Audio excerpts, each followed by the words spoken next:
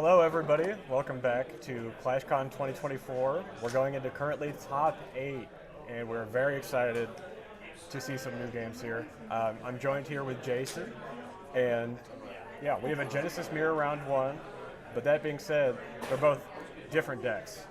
We have some different colors here. So we're going to have Michael Hamilton on blue-white Genesis, and then we have 4-color Genesis.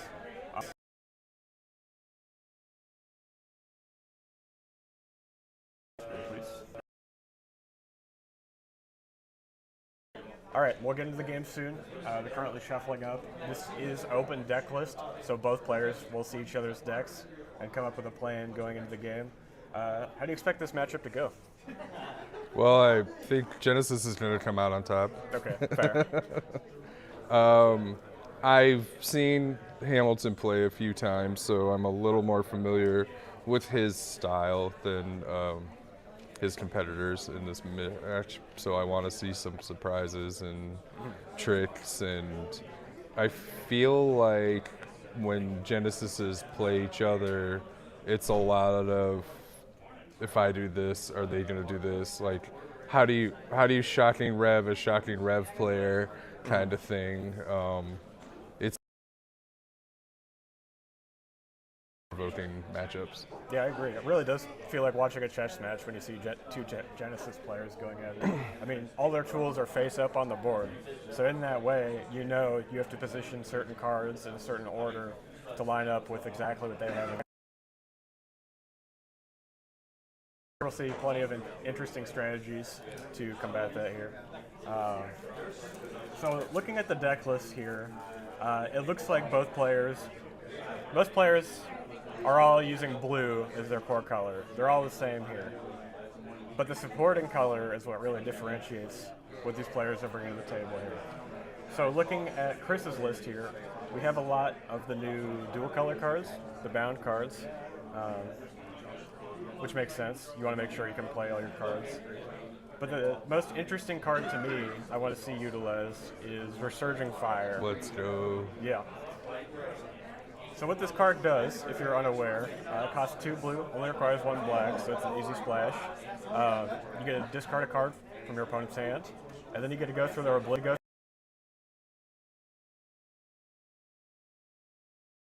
Now,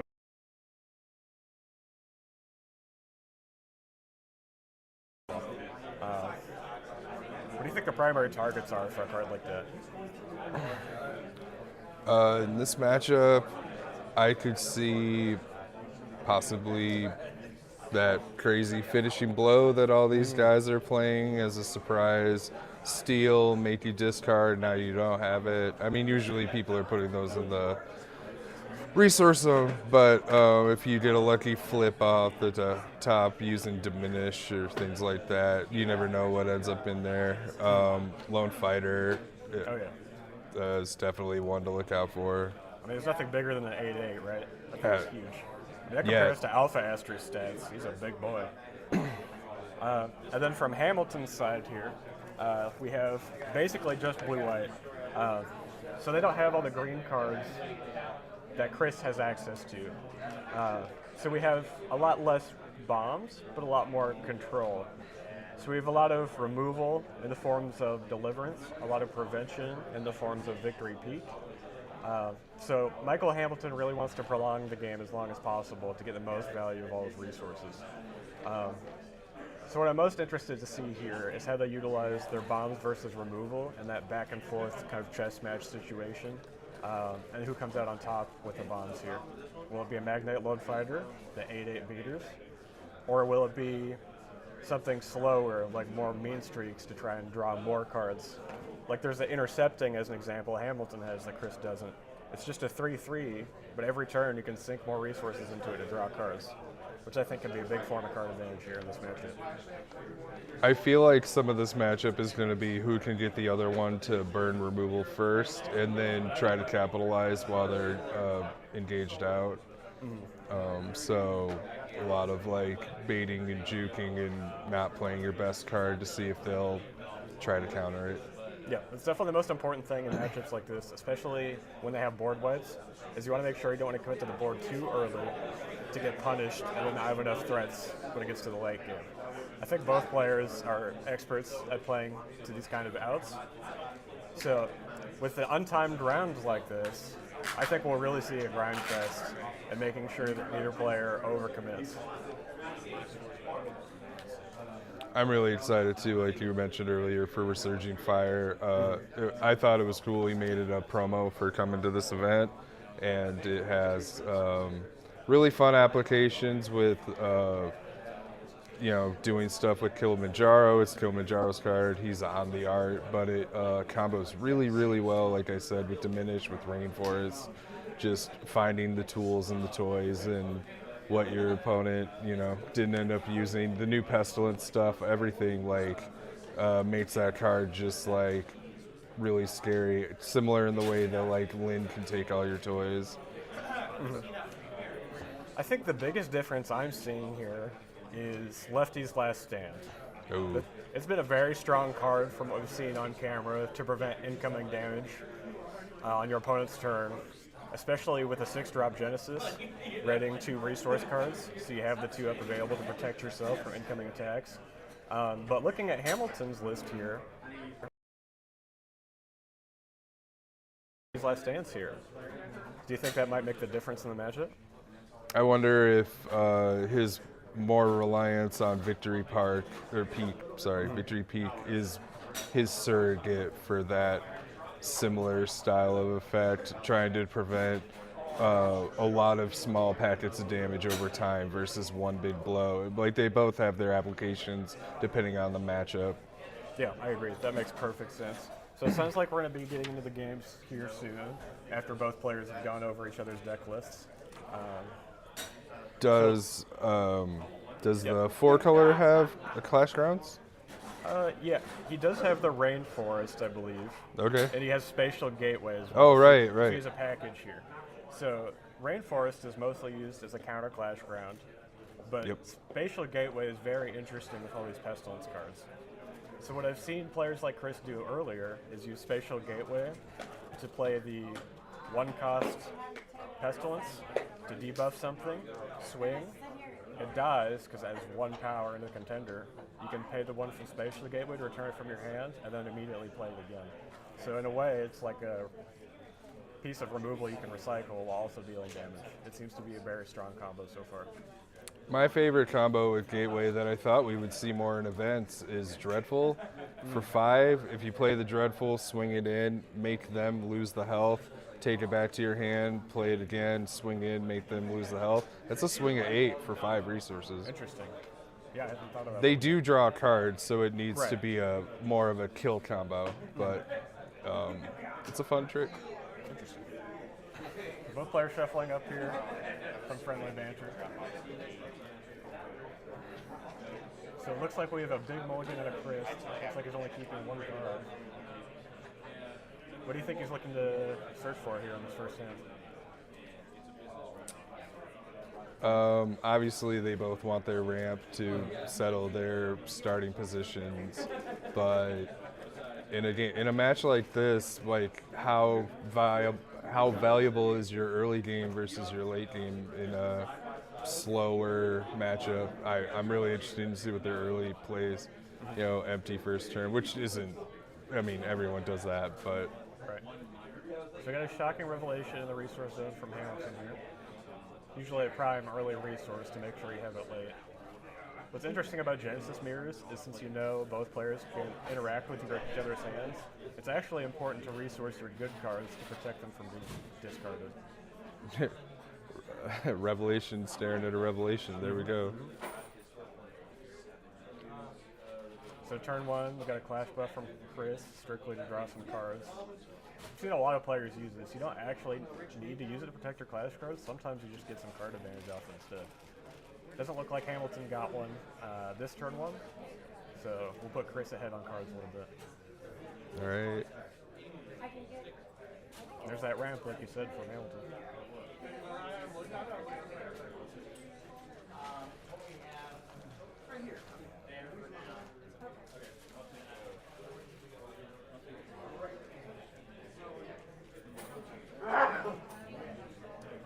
So going back to Chris here. We'll see if he also gets the Ram or if he has other plays in mind. Cracks me up a tiny bit that Hamilton's playing a unsleeved non-foil Genesis. This is Genesis. To be clear, he definitely got the cool promo. Right.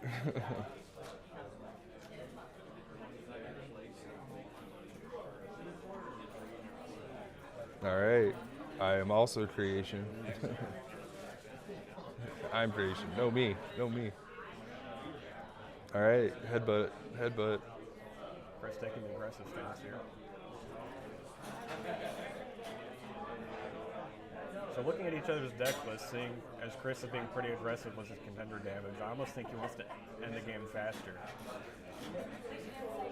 There's a real consideration, especially with untimed rounds. Like, I know these guys are to a degree used to it, but also it's just really hard to get used to the fatigue of a top 8 with how long some of these matches can go and keeping all your faculties as you climb to the end. Yeah. So, you know, if you stress out too much about this round, you know, how are your top 4 matches going to go? So, I mean, yeah, in a lot of long multi-day events like this, it's definitely not a sprint, it's a marathon. what do you treat like a top 8 match differently than a top 4 for reasons like that? Yeah, I would imagine a lot of players would put a lot more thought into every play, seeing as they don't have to stress as much about time. Some players will try and make different decisions to try and close games faster to make sure they don't have to stress about time. But these players don't have to worry about that yet. I haven't been at these tables very much. What's an untimed game like? That's fair, that's fair. You basically just trade the stress of time versus the stress of winning. Right, Like these higher stress scenarios here. So both players at this point are very familiar with how top tables are. Oh, absolutely.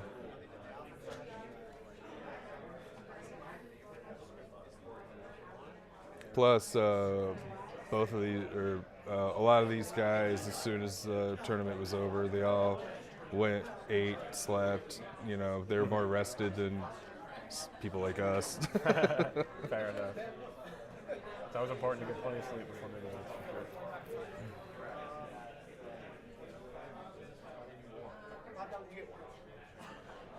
We got the Clarity, Omniscient Envoy from Hamilton, choosing not to attack.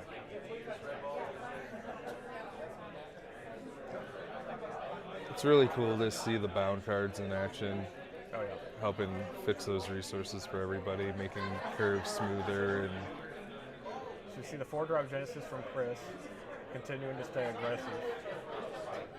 Hamilton, I think, very aware of what Chris's game plan would be in this scenario. So seeing as how he didn't attack and how the Genesis 4-drop swung in, he probably didn't want to trade to give Chris the extra resource. So Hamilton choosing to take damage rather than give Chris resources here.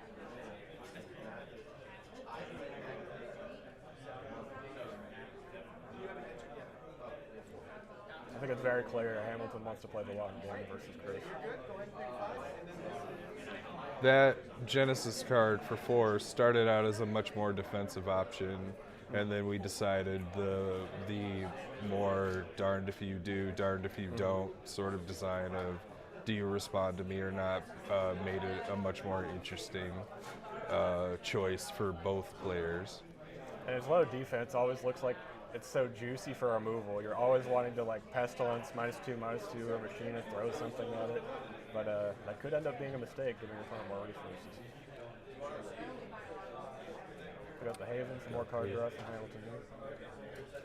Is that card good? Oh, yeah, of course. I mean, that 2 defense has been a strong point of contention for a lot of players in regards to his balance. Just that 1 defense, being able to swing in for the contender, still live, has been a very impactful stat. Coming in for 4 is a Clash with the Briar.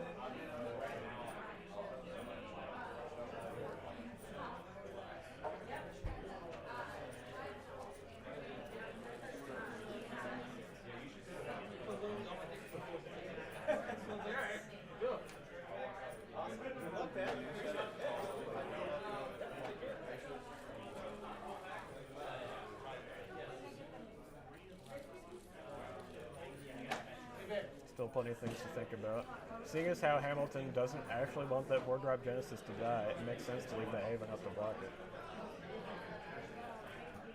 Still block the damage, but then he let it lose as well. Alright, Chris still has his 4-2 beatdown option. Now he has to figure out how to get around that Haven. Chris does play green, so he does have access to all the Pestilence removal. Hamilton still has 3 resources up, so he could possibly banish or do some other dirty stuff. Definitely representing that set. Hamilton was saying in his testing he banished Lin combo over and over and over and over, and all weekend he hasn't gotten that off. Maybe we'll see it this game. We'll have to see.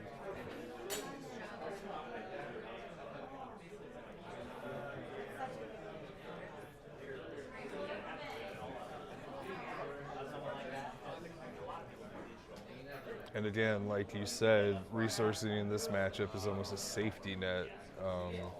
But it's also information. It's a cool,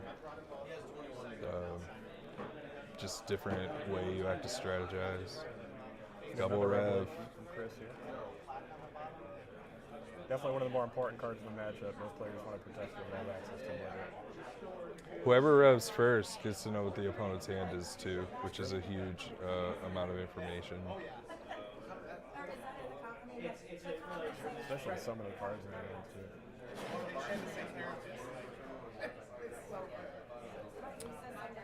At one point, Shocking Revelation was a blind pick of a card from your opponent. They'd hold their hand up and you just pick one randomly, and I was like, it's called Revelation.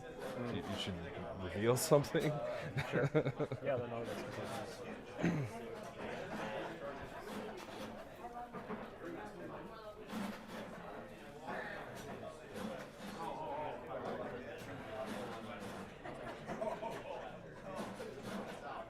What's super cool about Chris's list, especially while they're quickly going over the contender abilities here, is that he's playing 4 color, but he's only playing 3 color at a time.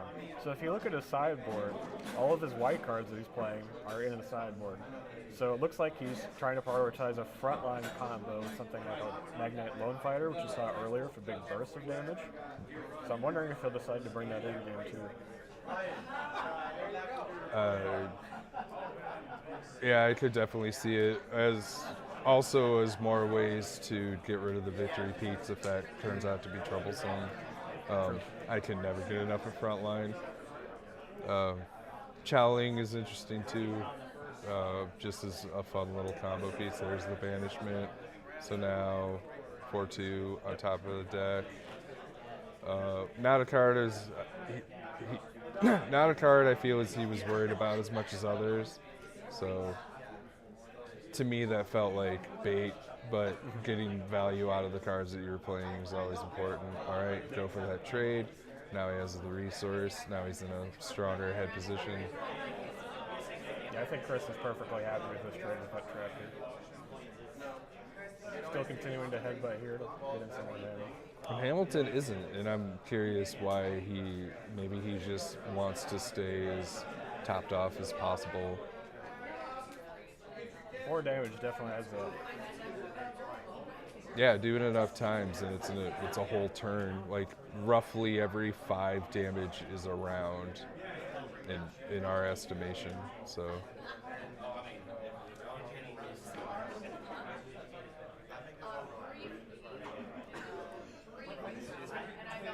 Chris holding up the Pestilence to block. It's going back to him. Both of them have 2 Shockings in their resource rows.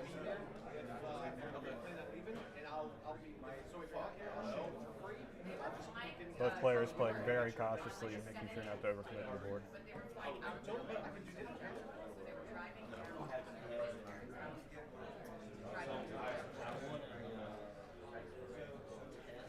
So mentioning again the revealing effect of Shocking, it's one of those things when you play in a matchup like this where a lot of people are like, isn't revealing their hand like extremely powerful? And it is, but to a degree, you're always assuming that your opponent has the removal, the bomb, the like every best piece. Learning they don't or confirming your suspicions, helps you greatly. But to a certain degree, a lot of times your opponent hand, you can guess 50% of it, would you say, just based on, resourcing and experience and things like that. I mean, if you know, as an example, your opponent doesn't have a shocking revelation, you don't have to be afraid to play into it, and then you can overcome it and push a lot of damage. So sometimes our knowledge is very important. So Again, there it is. And what's so good about Ion Creation in Genesis is that the hidden text on it effectively says draw a card. Right. When you put it into resource, though, it's effectively an extension of your hand. There's the win.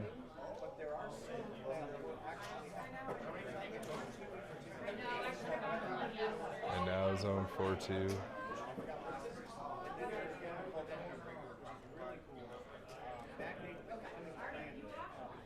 Now Hamilton asked to trade with that pestilence. Looks like he's choosing to keep it up to protect his life total instead here. Hopefully swapping for a bigger target, I suspect.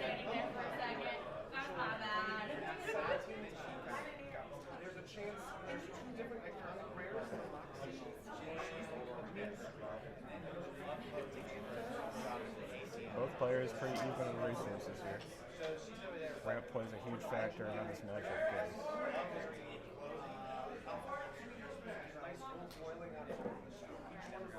Still thinking of the resource here. Looks like we got the 6-drop Blue Genesis, which is a prime resource target.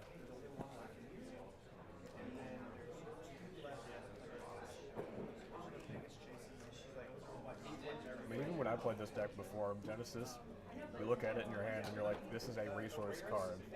Right. It's always one of the first ones you want to put in because you know you want to play it in a resource versus in a hand. Getting that extra enter ability of readying 2 resources is very big. With the block, all right. Hamilton accepting the trade here. Hamilton is engaged out, so Chris does have a window to potentially do many different little combos potentially. Hamilton, knowing his life total is safe from just being absolutely slaughtered this turn, he has some time to breathe and set up more resources. Now, will Chris want to commit a bunch of clash cards to the board and do Shocking Revelation? I have to see. It's almost like a little game of chicken. You took the word out of my head.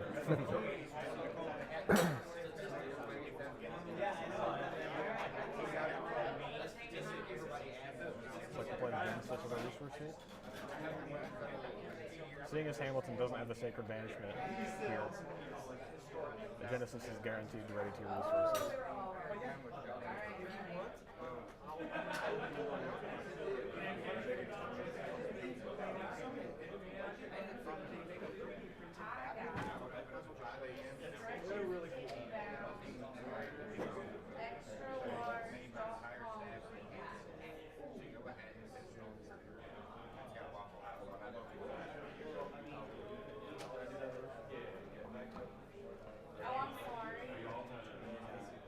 Chris with resources open here. We do see that legendary Genesis in the resource zone now. He is inevitable.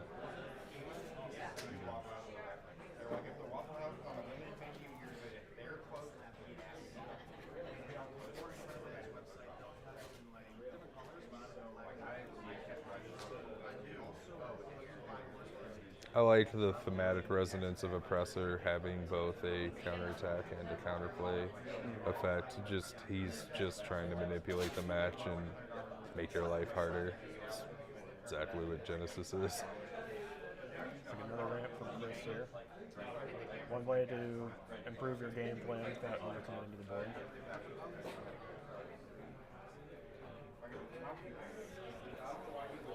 Thinking about swinging for 6. It doesn't put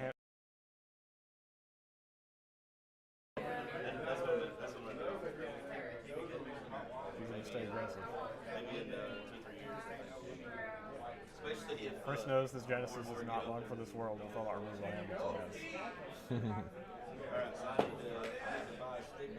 We could see a Finishing Blow with a augmented reality trade, which Finishing Blow would survive. Yeah, Chris only has one resource open for either a buff or Genesis's counterattack.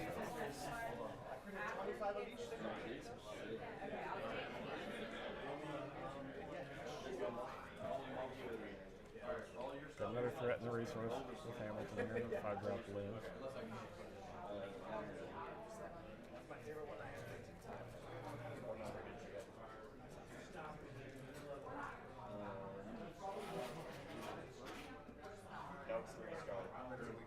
Do you know why players shuffle their hands?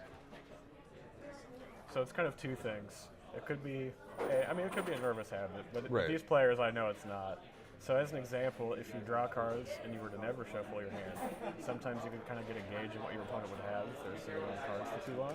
So shuffling it always makes sure that your opponent has to keep guessing on what's in your hand.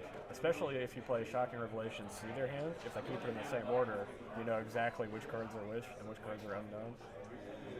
Which, it could matter, it could not, but better safe than not. So you see a lot of card players just in the habit of doing it. Yeah, it makes sense.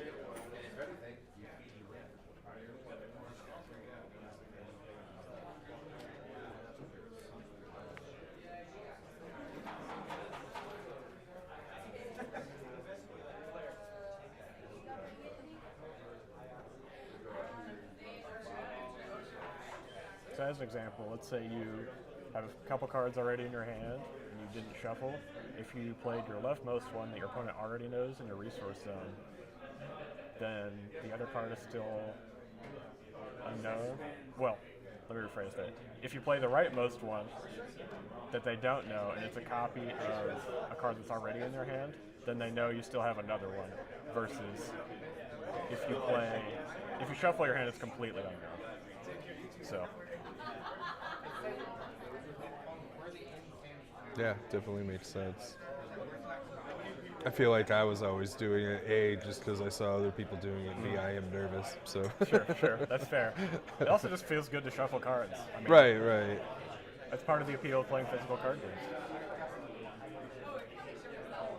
Nothing quite compares that tactile feel of just playing cards.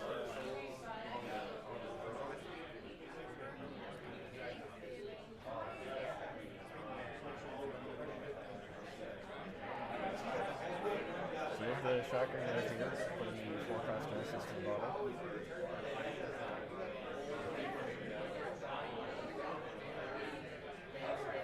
Two oppressors?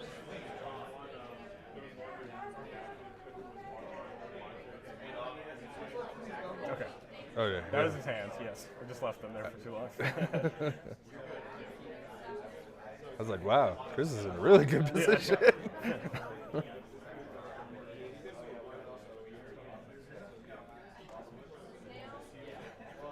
now I have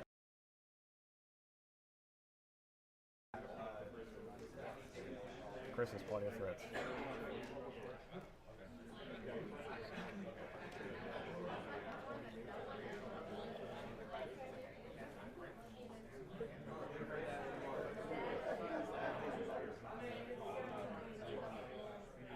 Shout out to our viewers on chat. Hope you guys are having a good time watching these awesome games.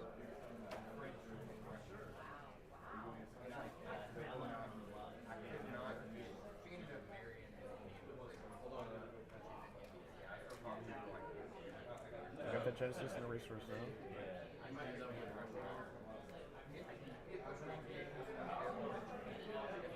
Still thinking about his options. He doesn't have too many cards left in hand at this point, so he's pretty face up on what he has.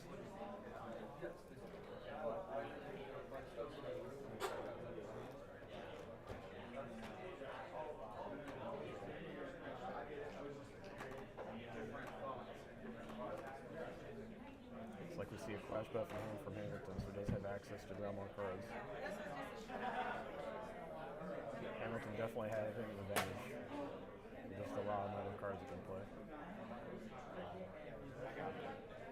You'll find that the life total is not as big a factor as you think it would be in a matchup like this.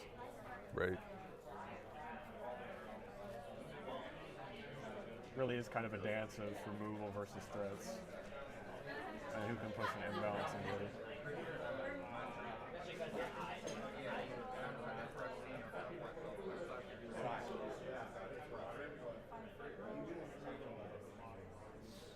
What are your thoughts on Legendary Genesis and his design? He's definitely a very solid card. If your opponent doesn't have a way to send it to Oblivion, he's a recurring threat that can be very hard to deal with. But at the same time, he also has solutions, like Cognitive Dragon, as an example, that can send it to Oblivion, or Deliverance. So there's definitely options to it, but your opponent definitely has to be prepared, or he'll run away from the game. He was such a fun build around to either try to get his ability stealing mechanics off, or even just in the Genesis matchup, he quote unquote wins trades by hiding back into your resource row to come again later. But yeah, it was intentional that there are a lot of ways to get rid of him, even with his very, very powerful defeat ability that even non-Genesis players can take advantage of. Yeah, exactly.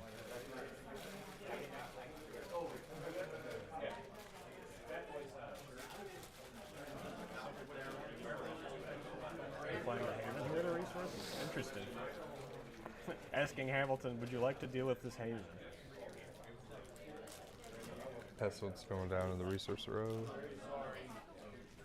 So now Hamilton has full knowledge of what's in Chris's hand at this point, seeing as it's the only card left and was revealed with that shocking revelation.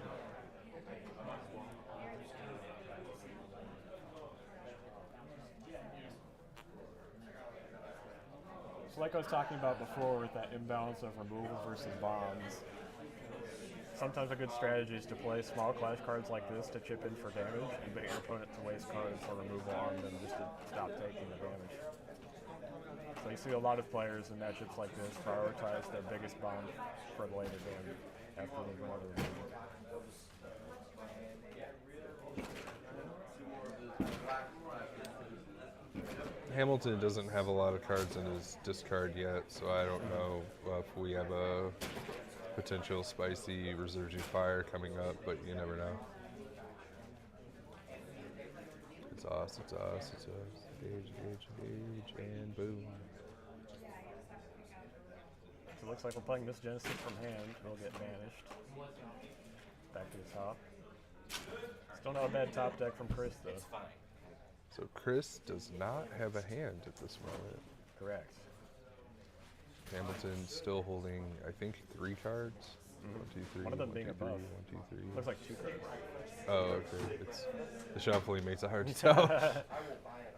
Another reason. Looks like Chris is passing. Trying to protect his life total with that Haven, perhaps.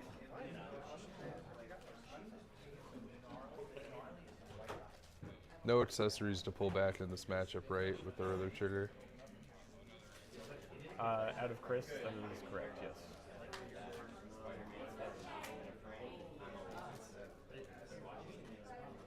Yeah, looking at the list here, we don't have any accessories you can grab back to it, so.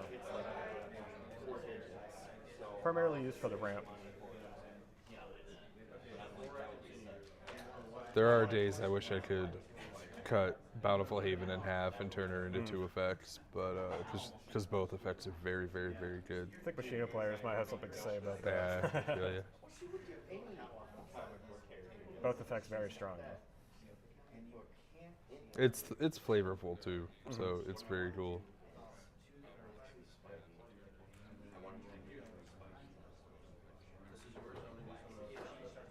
Hamilton's got a lot of options here. With so many threats in the resource zone, a victory peak, removal, cards in hand. A small but not insignificant decision in this matchup too is who wants to open the portal, because it makes it easier for the opponent to get value on some of their cards, Yeah, exactly. as is the tug of war in a Harbinger matchup. Or Crone. All right, Omniscient Envoy with the Suspicious Haven.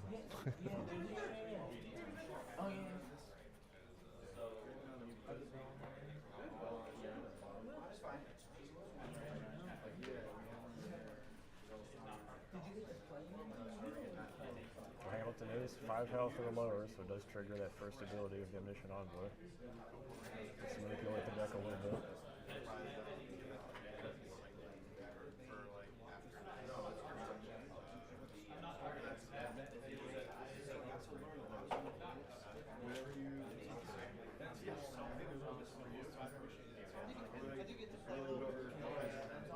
Playing Genesis from the resource zone. What's so strong about this Genesis, especially in this matchup, is it's a threat that can constantly come back, just like the Legendary. Right. So it might seem unassuming with only 4 power versus some of the bigger threats.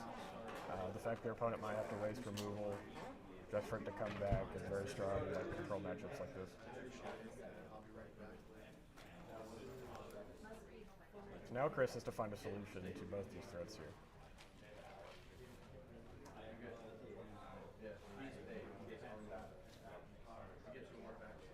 See if we'll find any shocking discoveries. Speaking of a shocking revelation, the one downside of having this Haven in play means that even if you were to play it, Hamilton would be left with a Clash card. Right. So seeing this situation, Hamilton might just let this Haven chill. Leave it on the board, prevent Chris from wiping the board entirely.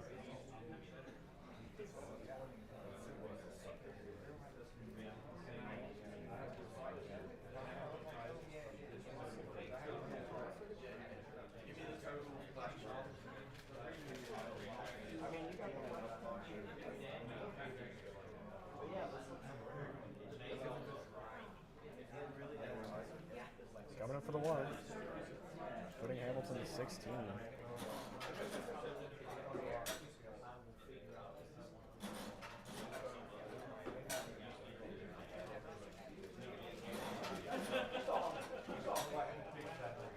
Being a little ahead of himself as he's playing Genesis for the resource zone here. Presser back in play.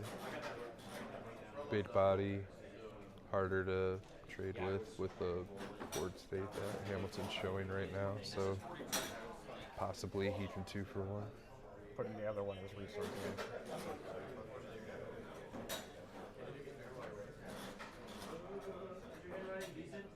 Being empty-handed in this matchup is not the worst because your opponent can't steal any cards in Shocking Revelation, but it definitely gives you less options as you can only play 1 per turn.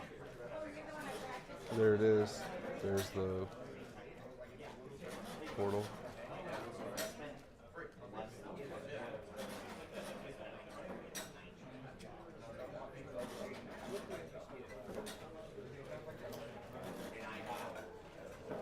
One of the other abilities people tend to forget is that you can activate the portal for free once you play a Genesis card out of your resource zone due to the contender.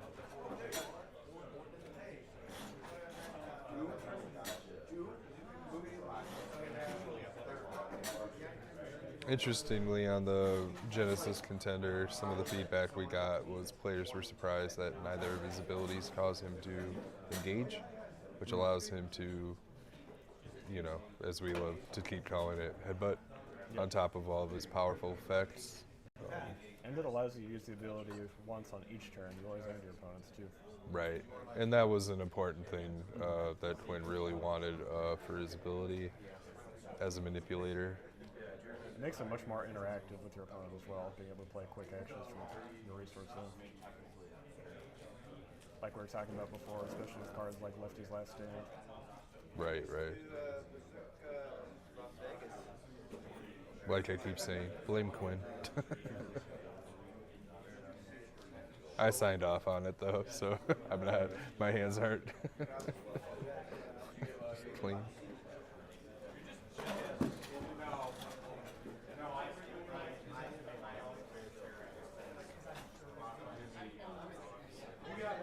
see Deliverance out of Hamilton here. 5/5 flyer Lynn is interesting in this matchup too if she's not left ready because Legendary can steal flight.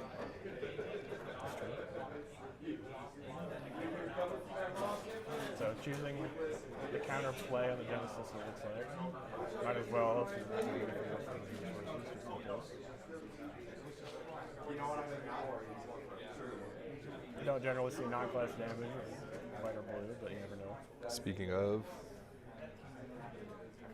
5/5 flyer to Hamilton.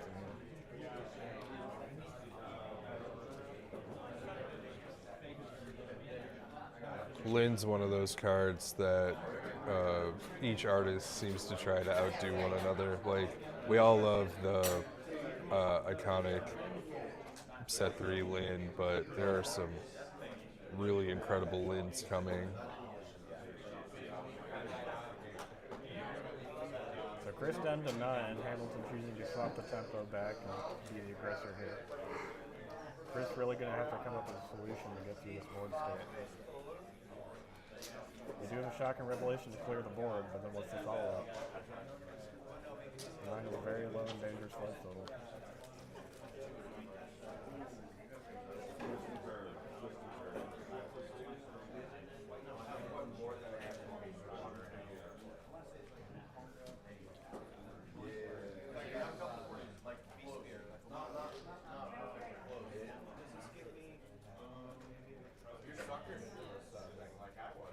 You do see the lefties in the resource, so it should help protect him while he gets the shot in here. Although, is he going to choose to swing the Haven just to defeat it so he can wipe the full board? Or is he just going to play the shotgun here? Yeah, I don't know why you would keep her up personally, but yep. Looks like he's coming to the same conclusion. Swinging into the Lynn. Perfectly happy with it being defeated here. Haven, go ahead, bet that robot. Oops, you lost.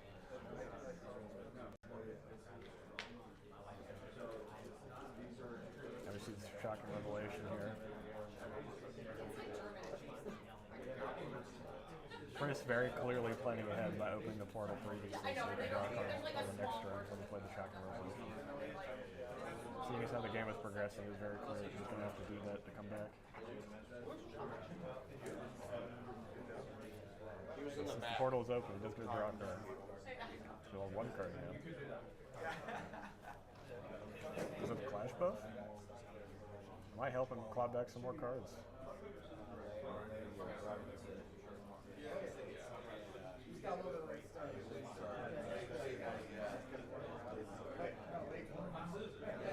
No, it's a rainforest.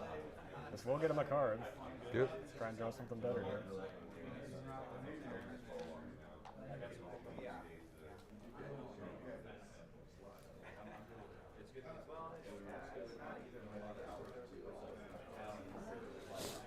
What's unfortunate about playing the rainforest here is it's open deck list. Hamilton knows how many clash grounds Chris has in his deck, so he might have more free reign to play that victory peak now.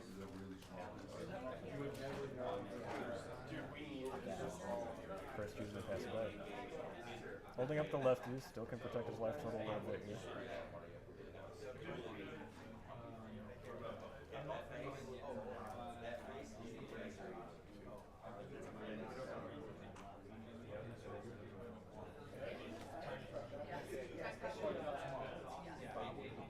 Get the rainforest trigger first, using his card key. Looks like Hamilton does have peak in his hand, so. Oh boy. Getting a judge clarification. So seeing as he's pointing at the lefties, he's probably trying to figure out if he still gets the trigger first. Definitely good clarification here.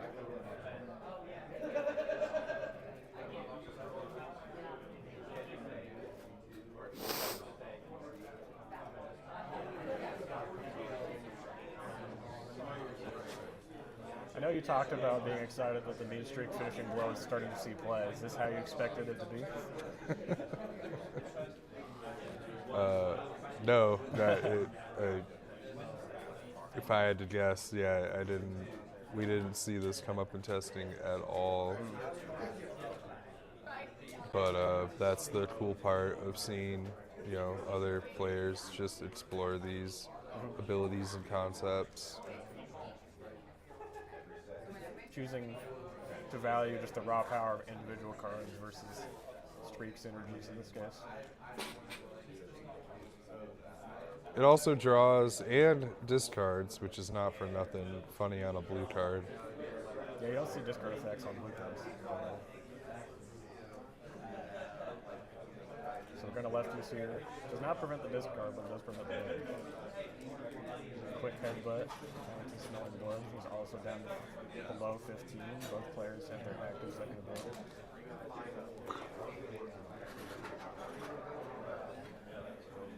So no cards in hand from Hamilton. So Chris knows exactly what Hamilton has here. However, he does have a victory peak to prevent incoming damage each turn. Let's see what we get here.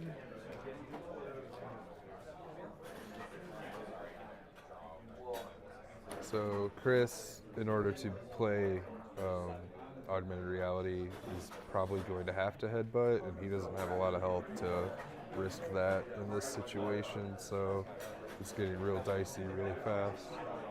What's so good about the victory peak here is even if you were to play this pestilence, they give a -3 to the main streak or something like that, or if you were trying to swing into a trade, you can prevent that trade.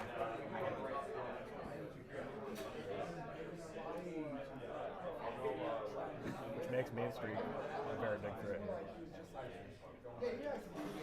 I really like Victory Peak, but I'm a very aggressive, low-cost Clash Ground player, so I have always seen it as a liability, where there are a lot of games where I played it and then it just blew up, and one of my favorite things to do is to just not let you have the Clash Ground, so I'm rocking Denvers, I'm rocking Lagoons, you know.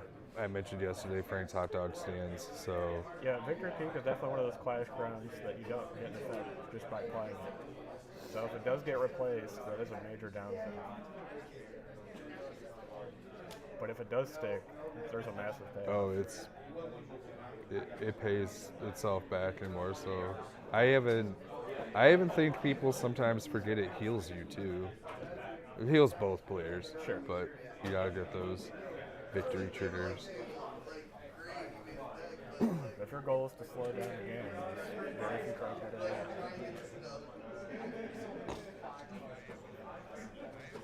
You see Genesis had a resource here from Chris, Depressor.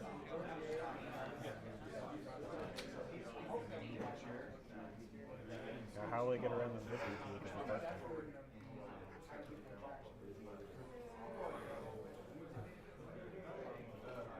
Chris no longer with the lefties to protect himself either. He does have the counterattack from the Genesis. So assuming that lives, he will have that. However, Hamilton does have the Deliverance in there.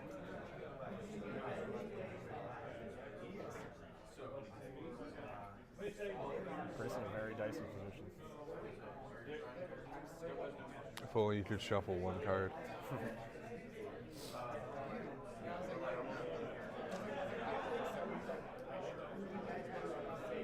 Omniscient Envoy, going into the resource row. Here comes the Deliverance for the Depressor. Sending his thread to Oblivion. Board is clear for Hamilton to punch him. Coming in, and he gets to draw a card. That's huge.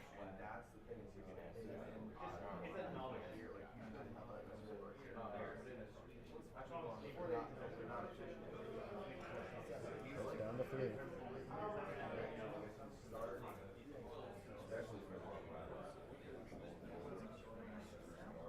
It's interesting. I don't remember Deliverance being a Clash Ground.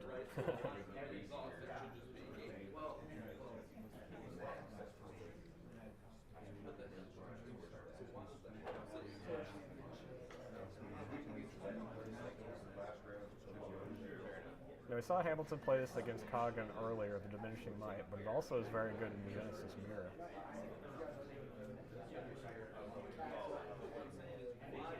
I mean, if your opponent doesn't have the Genesis ability you do, it makes it very hard to play anti-air stuff. Alright, got that cleared up.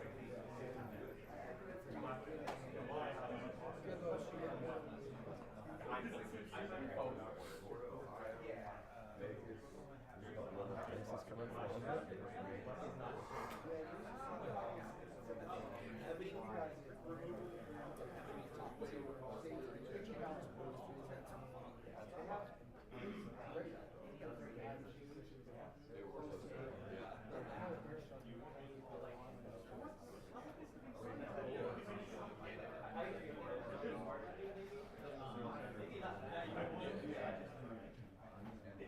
see Hamilton play extremely cautiously in matchups before to always make sure he has protection to not die from any kind of crackback.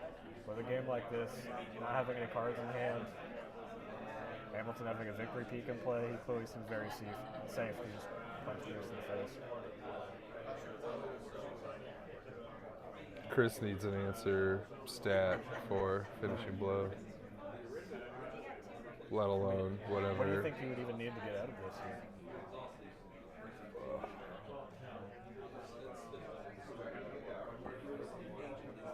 Chris, think about his outs, though. It's always important to think of every single scenario. Let's see a shot can go to the resource zone here.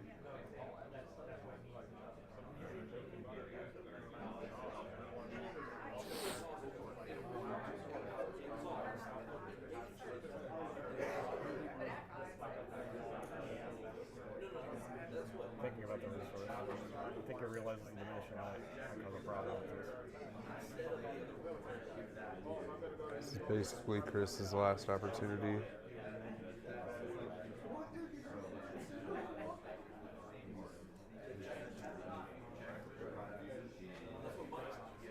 Playing shocking here. Get rid of the mean sweep.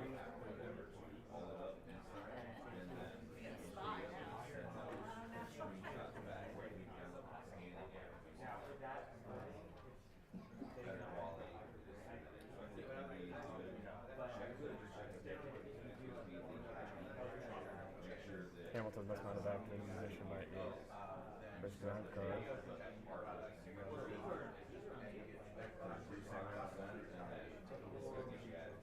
Playing a body. Alright. There's the fist bump. I think Chris conceded. So we'll be going on to the next game, game 2. Hamilton 1-0 over Chris. 3 white pulling ahead. That was a very interesting match. What were the most notable cards you think in that matchup? The Deliverance, getting rid of the Oppressor, was a very high value power play by Hamilton. I think it's just very hard to keep the options in there. We notice all 3 of Chris's 4-cost Pestilences when there's Resource Row, because its impact is, like you were saying earlier, very diminished against things like Victory Peak. Chris really has to solve the Victory Peak problem. Yeah, and the one downside we saw is when Chris was in top deck mode, he had to play the Rainforest just to try and draw more ads. So he had no way of effectively replacing that Victory Peak. So we're going into game 2. Looking at the sideboard here, on Chris's end, we do have that white package like we were talking about before. So he has access to the frontline combo, the Chao Ling for accessories. Do you think we'll see him play that, or continue with a green-blue plan going first? Chowling would help with the diminishing might, so I think that would be a smart play to get at least one of those in there, get those other Clash Grounds in there, and just try to make it a little more uncomfortable for Hamilton, because Hamilton is really just sort of sitting pretty there for a lot of that game towards the end. You kind of had to come at him 2 ways to get rid of 1 card, which is never the position you want to be in. Yep. Chris definitely has some outs with the Magnate the Tyrant, Magnate's Plan, the Chao Ling to try and get rid of that accessory. But you have to make sure they're all not stuck in resource when he goes to activate it, or you won't be able to actually play them. So if you're left in top deck mode, you might be stuck. Right, and I still think Chris, I'm sure we'll see a very different game this match. Both decks are very good, both players are very good, but obviously Chris has made his deck this way. He had a pretty good lead at the start of the match, and if he can keep his momentum, I bet he can keep Hamilton on the back foot this round. Yeah. So we saw this game especially, the lineup regarding bombs versus removal and that kind of back and forth. This game, it feels like Hamilton had a lot more of the big removal and a lot more smaller to mid-range threats with like the 4/4s to make trades with removal a lot less favorable for Chris. Seeing as how this game went, this seemed like a very good game plan, given with what Chris had face up in his resources. He only had so many bombs he could work with, That's just kind of how the trades lined up there. So we're going to see Chris going first next game. We'll see if he draws any differently, more threats, more removal, more clash buffs for the card draw. It's also very important in this matchup. And then out of Hamilton's side, in the sideboard here, it looks like we kind of have a lot of different tools to play in the mirror. So it looks like we have cards like Mean Streak Intercepting to try and draw more cards. We have Conquest Sash to try and draw more cards. So in a matchup like this, card advantage can be huge. Having more options and more removal to deal with your opponent's bombs makes it so you can win the match in the long run. What do you think we'll see out of Hamilton's this side? I think Conquest Sash isn't going to see play because we know, especially being able to see each other's decks, that Chris is packing a lot of removal in that regard. Intercepting would be very cool, but it is susceptible to the 4-cost Pestilence. So again, it seems a little bit risky. You have Sacred Banishment in there as well. Sacred Banishment, I think, is probably the most likely to see come to the other side. Sacred Banishment is very good counterplay to Magnate the Tyrant. It prevents that trigger enter from happening. It does delay it for a turn, but if you can protect that Diminishing Might, it might make a difference in shutting out your abilities for one turn. Notably, and I'm not trying to salt the wound here for Hamilton, but he did forget to write down his Grant Park Chicago, which I do think would be really good in this matchup. And unfortunately, because it's not on his sideboard, he isn't allowed to play it for the top 8 today. And that might actually hurt him in like a matchup like this. So it's an interesting consequence. Always fill out your deck list all the way, triple check. Oh yeah, for sure. So I actually think that would have been the most impactful card he had packing. Yeah, Grant Park's very good. I mean, one of the best targets for Grant Park is that 5-drop Lin, because you can get a 5-cost or less. With that, having a big defense and 5 power as a flyer, it's very hard to get rid of. Exactly, and it makes all of Pestilence's tricks even worse. Exactly. Although I think Hamilton's perfectly happy with the victory keep, seeing that's how the last game went. So we're going into game 2. They're shuffling up. We finished sideboarding here. We got Chris on the play. So we'll see if he gets that turn 2 win. And get some better options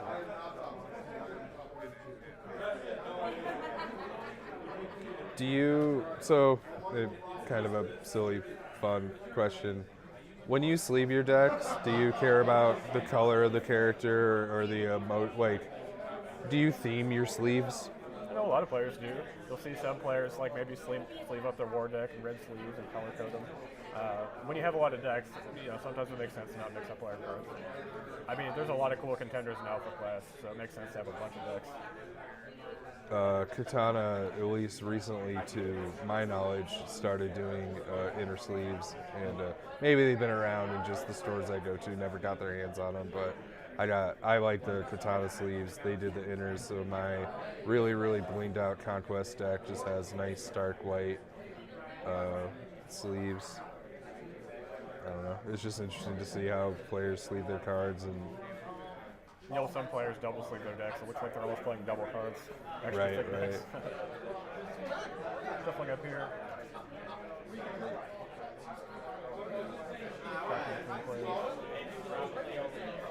Both players know each other very well from other games. They've played before. Right.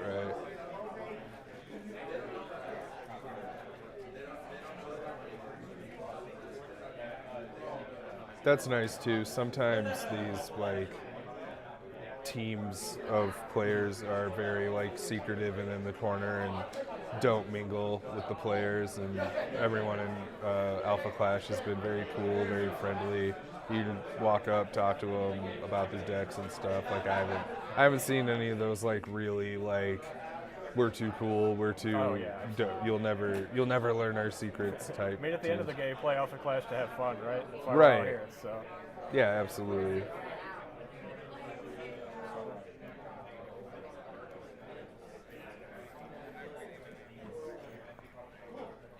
Offering the cuts. Let's see what the Morgans look like.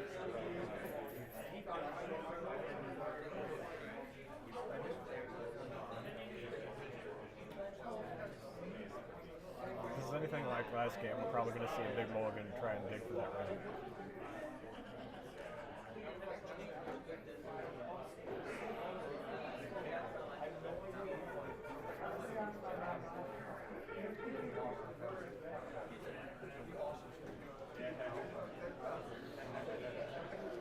I can't get over how cool the Genesis promo turned out.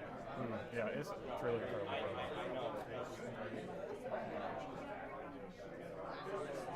I also really love the contrast on his base art where he's a blue card, but he has a red background, which shows off his war heritage. You don't have to be like me, Streak, and have blue in your face.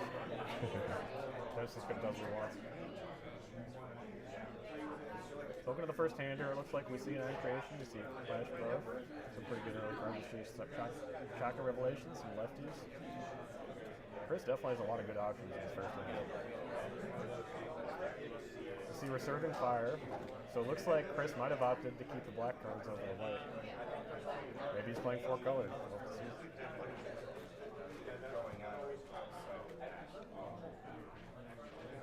Not that they go game 1, so we'll see how it turns out this game. Not that they. There used to be a impression, especially when the zero cost buffs were around. It's like who drove more of their buffs, but I do think in this matchup, being able to find your pieces and find your options is pretty huge in any game. But whoever's going to get more augmented realities off in this particular match is going to make it interesting. I mean, card advantage is king with Genesis. Right. Anything that says draw a card is probably pretty good.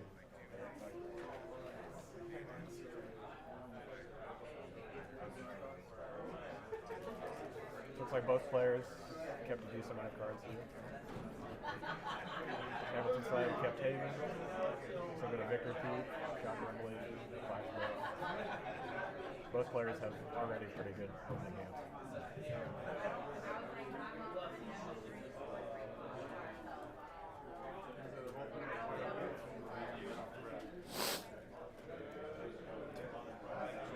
Drawing up to the full hand. Looks like both players have ramp as well. Should be an equal player field.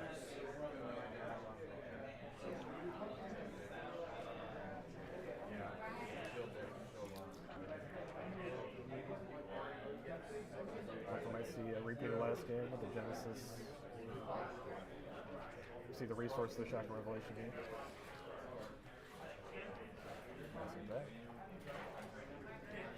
That almost seems to be the signature of how to play Genesis. Hamilton with the bound card. Just despite what I just said.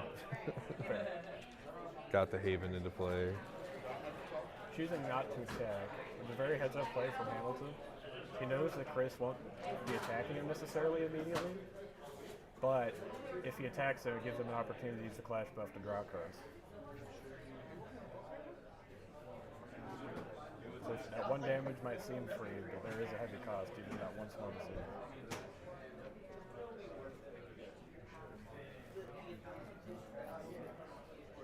Running back to Chris here, feeding with the resource. Probably see some lag. The first few turns, most Genesis players play about the same because it's very hard to find much better than drawing cards and ramping at the beginning of the game. You can see Magnet's playing on the resource.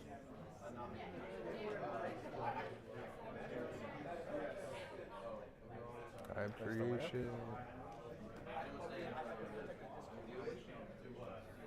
Pestilence could have been useful, but alright. I don't think either of these players really care about the damage too much early game. Sure.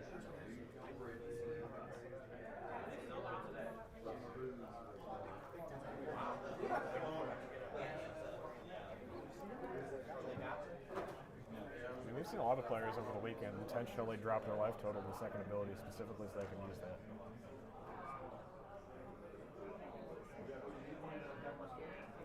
As I've heard many people say, life doesn't matter till you're dead. Exactly, and I think that's a strength of Alpha Clash, of making those choices of taking hits, when to, when not to, when to go for trades, when to, when not to, and it because we like to play with those health thresholds, you have to pay attention to when you're turning on their stuff and so on and so forth. Even since some players make the mistake of putting their Genesis opponent down to 16 thinking they're safe, and Genesis just headbutts him for one. Exactly. Putting himself down to 15 themselves. See Haven of the resource here.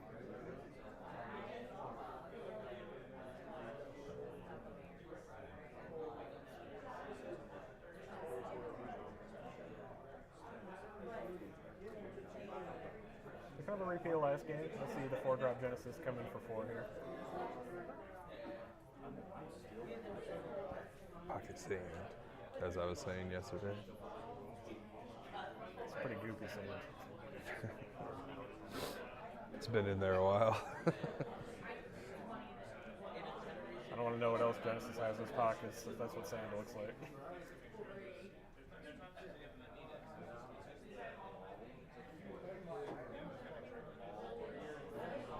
Hamilton thinking about destruction here.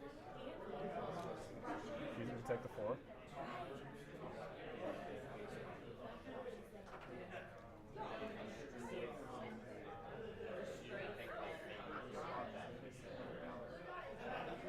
Hamilton going to 4. Hamilton didn't ramp yet. He did play the 1 iron creation though. Oh, that's right. That's right. Yeah, they both have iron creation. It discards. I promise I'm paying attention. So we do see another Genesis here. Choosing not to attack. Hamilton playing defensively here.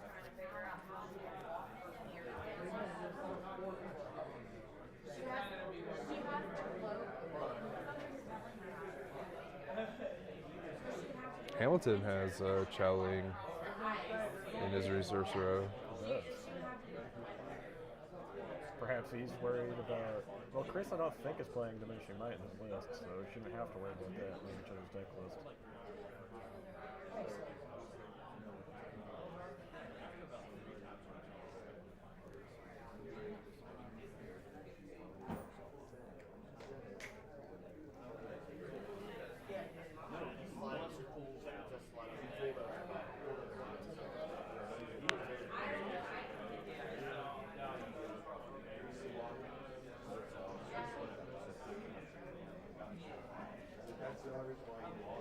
First thinking here. So they did get kind of flooded with ramp, which is the downside of playing some of it. Does have to put some resources.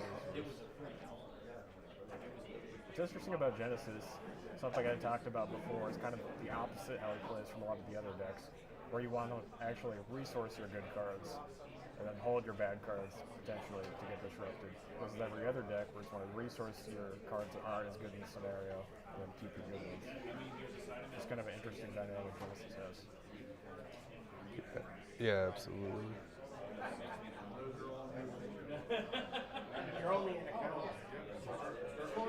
When I tested Genesis, it was, even though the excitement is like my resource row is my second hand, it was still hard to break the habit of seeing your plays like that, so I took funny long times resourcing stuff. Chris coming in for 4, choosing to offer a trade. All right. Let's both ramp. How about that?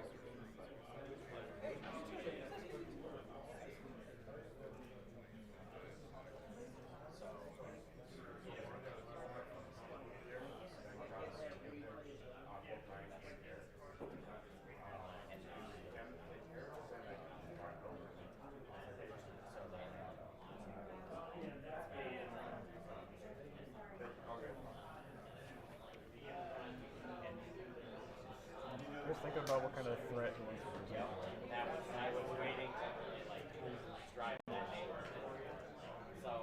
Coming in with a headbutt, Hamilton laughing at it, and like, yeah, I'll take the 1.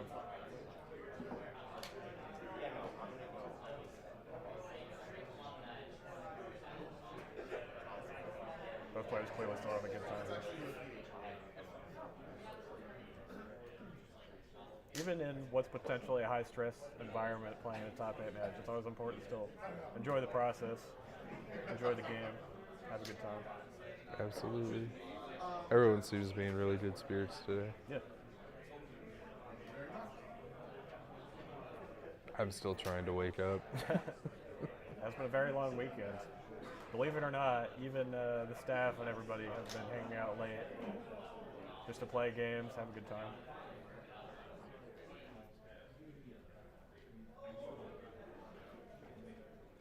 Playing the Pestilence here.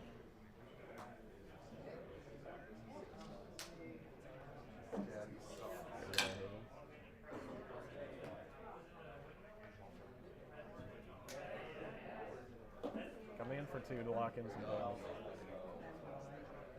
With the Clash buff, so it does survive and draws. Getting some actual value to defense this time. It's not just a draw 2.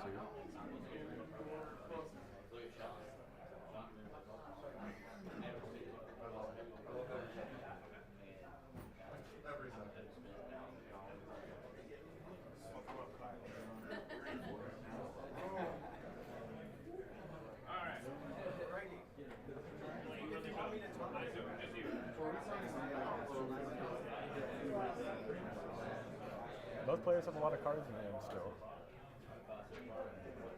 Hamilton down to 23. It appears Peter and Mark have secured their spots into the top 4. Awesome. Congrats to both those players.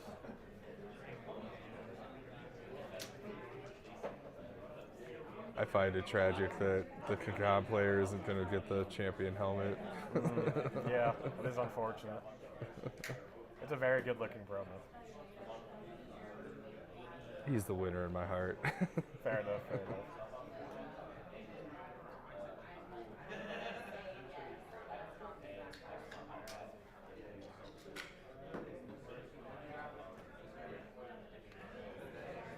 So that means Kron and Genesis are in the finals. Or in the top 4. Sorry. Moving on You said toward. it was Peter and Mark that made top 4 yet? Yes. Okay, both of those are on Genesis. So we have 2 Genesises locked in the top 4. Oh, so. And then we'll get the winner of this match, so we'll have a 3rd Genesis no matter what. And then the 4th is the mystery. Oh, sorry. So- Then that means I. No. Very sorry, everybody. That means Kagan's still in it because it's Kagan versus Kron right now. Still a chance. Yes. Oh, there is a sash. What's this card? You don't see it played very often, so it's very fair to read that one.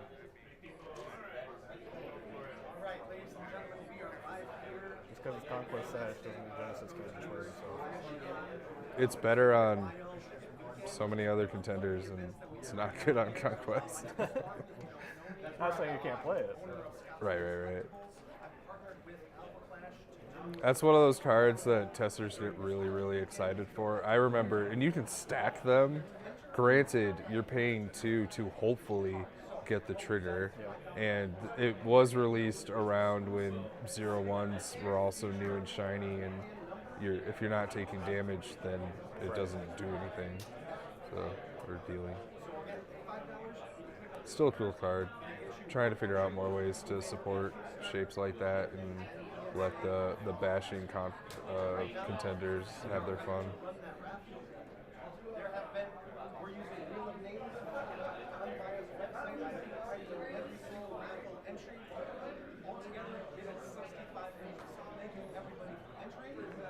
Hamilton's really choosing to amp up the card advantage and really not wanting to be left empty-handed with cards like that. So Chris here still thinking here. So many options, so many potential plays. So however this match turns out, it'll be either Kagan or Kron versus 3 Genesis. So we'll see the Magnate's plan, killing the Sash here.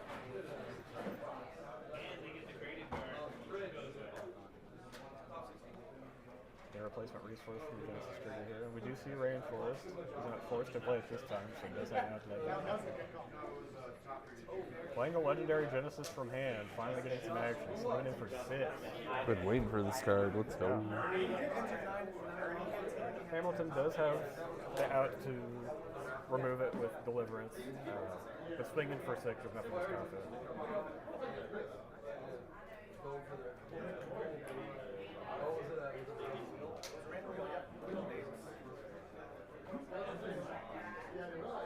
Draining the option from Hamilton also makes his oppressor safer and also lone fighter, so it's one of those things where you kind of want to take that decision from them.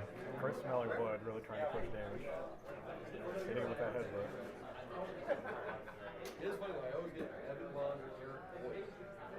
That's the rub with Conquest Sash too, is like in this situation it only net him one card, paying two, playing a card, getting one card. It's really tricky to get consistent value off of it in a meta like this. So it's interesting to see it come to play.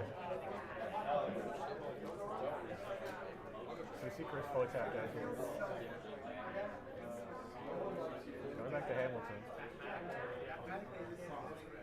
See what he uses to try and get him against this year. He could always use this Deliverance, or if he's a shocking revelation available, perhaps he could use that to get rid of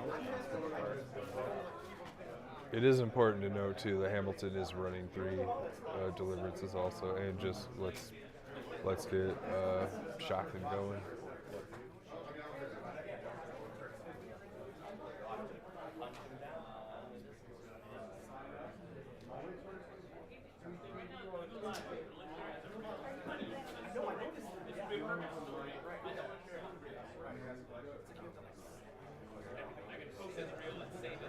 Resources in Diminishing Light in Genesis here. If we do see the board wipe, so Hamilton will have access to Person's Hand, have the knowledge of what in the future. We do see an Oppressor, we see a Chowling, we see an Iron Creation.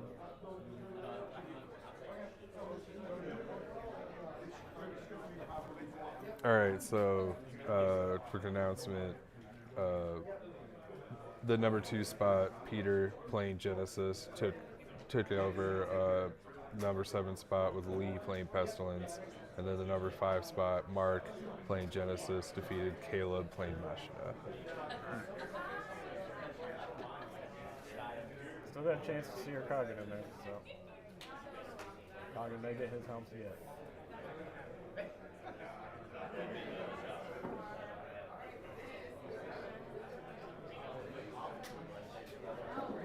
So Hamilton looking like he's the man in regards to hard card value. Just the amount of raw cards and options that are available. But Chris taking the more aggressive route, having Hamilton at 17. We'll see how much that card advantage is.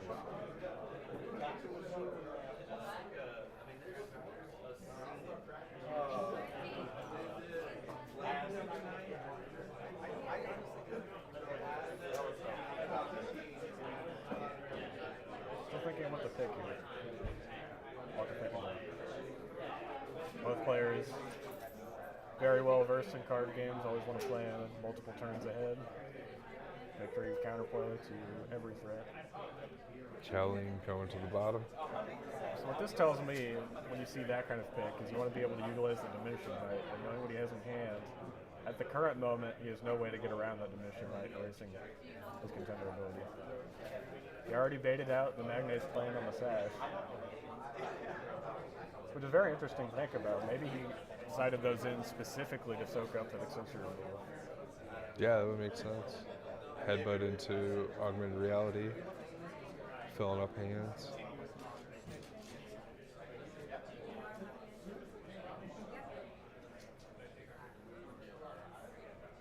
Hamilton below half. Does have his ability active. He does have banishment resources ready to go, so Chris has to really think about what he wants to do here. So it looks like you're a moon streak here. You do it with a big threat. Spending all those resources just to have it run into a sacred banishment. It's a tough thing to get around.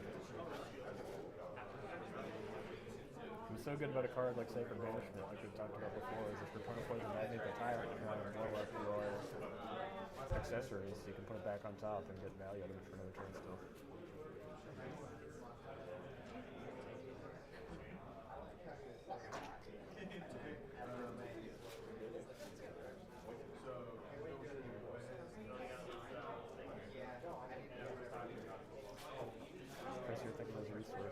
So I do see a dual color Coggan in his resource zone, so maybe he is playing 4 colors. Putting that mean streak in the resource zone. Hamilton now again full knowledge of every card Chris has access to. It does protect it from the Shocking Revelation.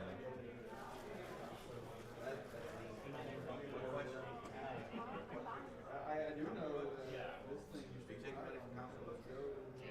That's just double-sided, but it's kind of silly because he'll take your back.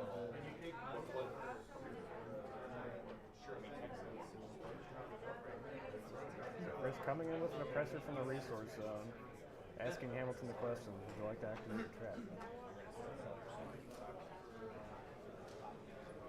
Yes, Hamilton I would. accepting that trade.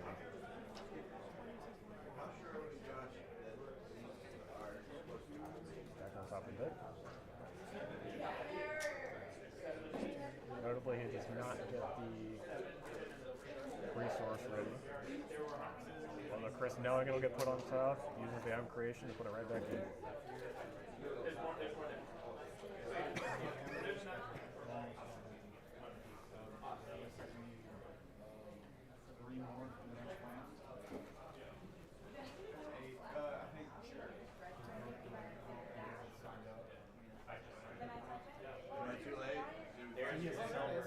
Three new cards.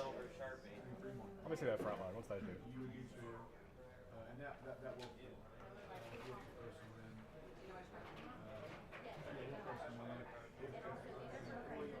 One of my favorite new interactions in Step 4 is sometimes when you're playing Conquest, you want to play I Am Victory and you want to get the engage trigger, and all their stuff is engaged. So what do? You play Frontline, they have to choose something to ready, and then you just put it right back down again and get your Forceful Brute bonuses. So Frontline, just one of the coolest, most versatile cards in the Clash Ground space that lets you do so many little interesting interactions.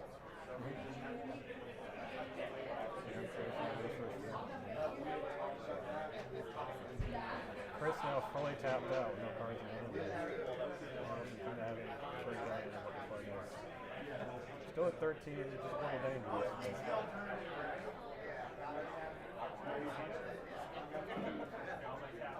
Playing the clarity. Hamilton behind, so getting the Clearly, when designing this deck, these players have chosen to intentionally drop lower, not only to get to that 15 total, but really playing to use the ability from this clarity and nationality with it.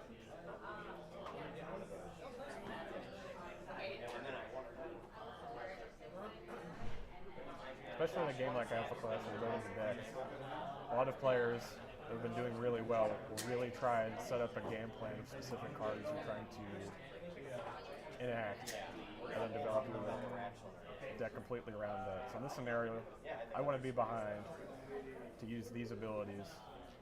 How can I use that? Right. Cards like this are perfect example. There's the Alpha Rare Legendary Genesis, hitting the resource row. Attaching the Diminishing Mana here. Activating it. Chris now in full top deck mode. Almost entirely stripped of options. He's going to have to get rid of that accessory with the top deck somehow. He does have some time with that left on it, but Hamilton's got him on a clock. Still with many cards in there. So see Chris top decks here.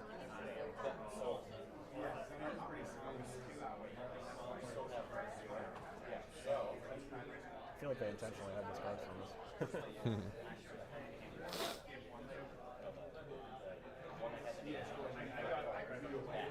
Shocking Revelation, maybe?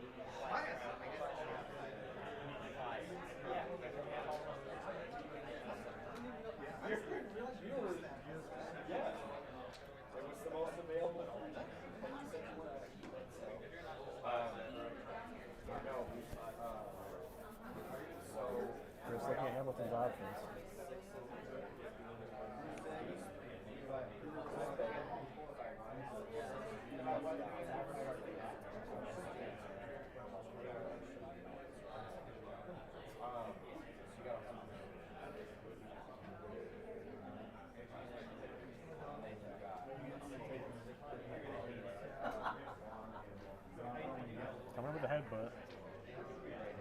12.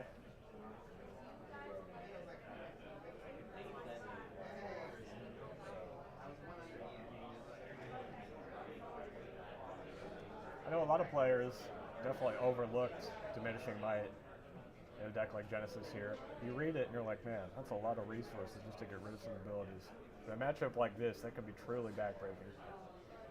Yeah, it has really gross interactions against, like you already mentioned, Kagan and things like that, Yeah. and with his rapid penchant for being able to ramp. And, you know, you can play it and keep it down there. You don't have to attach it immediately. We came to this sort of sweet spot on at what level of what these abilities offer you to do, and it felt like it had just the right cadence. It seems like a lot, but Genesis comfortably sits at 8 or 9 resources, 10, 11. So it's intentionally built into his design because the ability is so powerful. Right. Yeah, Hamilton's really put that card in his place, I think. Chris's life total quickly diminishing. Hamilton choosing to close the portal, specifically to shut the door on any kind of comeback for the Shocking Revelation. Being well aware of every out Chris might have here. Diminishing Might is an example of a card where when you're trying to find the right spot for it and you ask the question like, would a player still play this, or does it, you know, sometimes just one resource is all it takes to make a card go from Chris good to offering the unplayable. fist bump. Hamilton moving on to top 4 with a 2-0 victory over Chris. This game didn't go too much differently than the first one. Unfortunately, that Diminishing Might just proved too strong in the mirror match. Yeah, we didn't really see, we never saw a Lone Fire, we never saw a Resurging Fire, you know, nothing to frontline, unfortunately. Anticipating, maybe Chris made the same bet I did where he had to fight the Victory Peak, and Hamilton not relying on Victory Peak may have caused some decision trees. Yeah, matchups like this Genesis deck really require you to have answers to a lot of questions. And if you don't have an answer to even one question, it can run away with the game. So moving on to our top 4, we currently have 3 Genesis decks, and then we still have the Krung fighting the Kagan. So will one of those two pull it out, or will one of the Genesis decks take the victory this weekend? We'll have to see.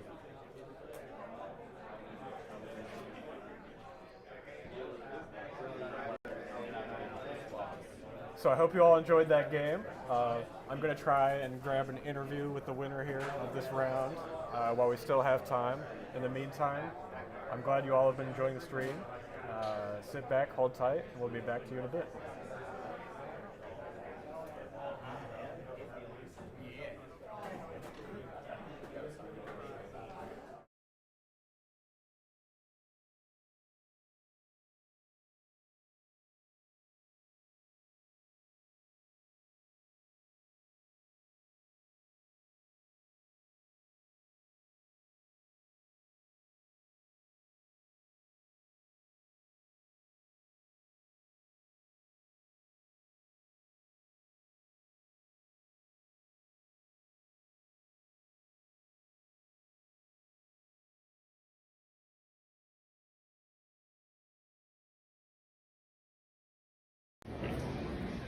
I want to give a shout out to one of our sponsors for ClashCon, Perfect Pack. They make these adjustable protector sleeves for cards. They're going to be protecting all of our promos at ClashCon. Make sure you check them out.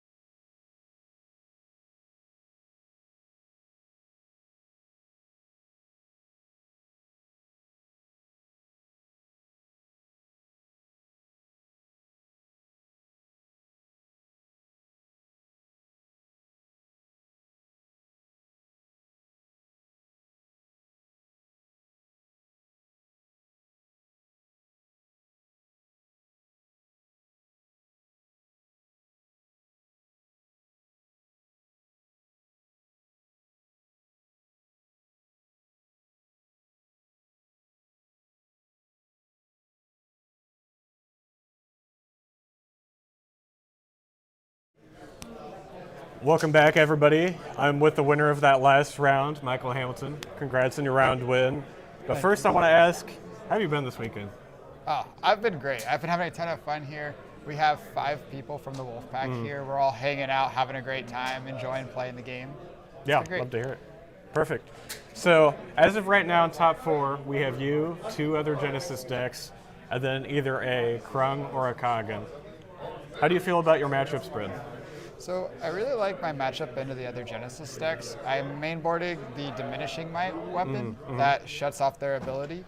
I think I can just like take a more controlling role in the Genesis Mirror, which is not really easy to do. It's hard to control Genesis, but I think my deck has the tools to it, and I'm also Genesis. Right, exactly. Yeah, I mean, we saw you put it on full display last game with that Diminishing Might. It was very strong.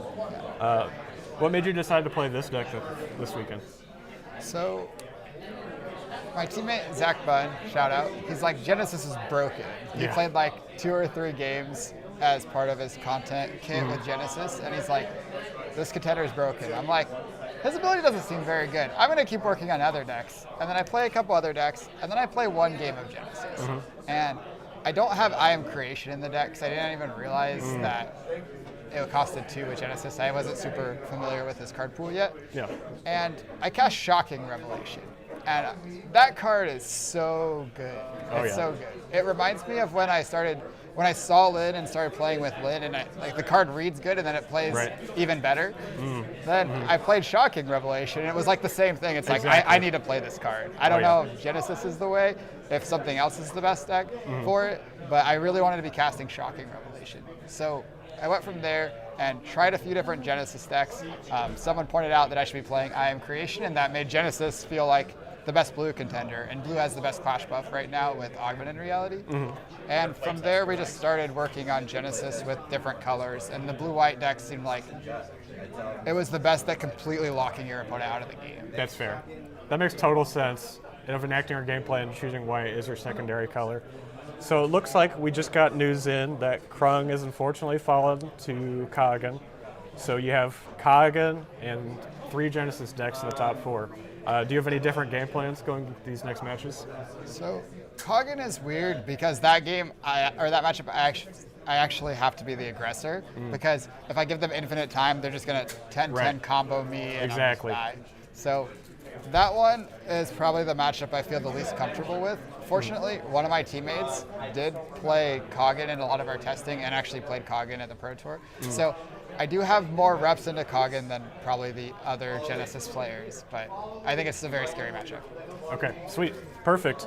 How confident do you feel? You like your deck choice still, going into all these other decks? I do like my deck choice. I made a little error on my deck registration where I only registered 9 sideboard cards, so unfortunately I'm missing my 10th sideboard card. I mean, clearly you just don't need it. I mean, easy, right? Go ahead. I would say I do feel pretty good overall. I feel like the testing we put in worked out really well. I think the deck's really strong, and as long as I play very well, I feel very good about my chances. I mean, that's fair. We've seen great play from you so far. I expect no less going forward. I'm sure it'll be just fine. Do you have any last-minute shout-outs or anything for the crowd at home? Yeah, I shouted out my Wolfpack teammates already. I also want to shout out my wife, Casey. She's always very supportive. I travel a lot now for card games, and she's always very sweet when I'm leaving, very sweet when I'm coming back, and just overall like supports me doing this, and I really appreciate her. That's always really nice to have. All right, so that's our interview with Michael Hamilton. We'll get into top 4 shortly. So we'll be back in a few. Please stay tuned. We have lots of Alpha Clash packed for you today. So should be fun. See you in a bit.